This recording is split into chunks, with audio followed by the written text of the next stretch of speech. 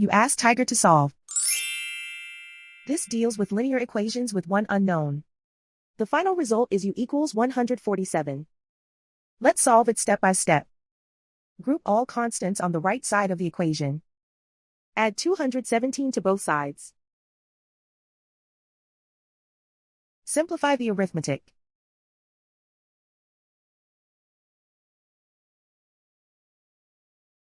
Isolate the f.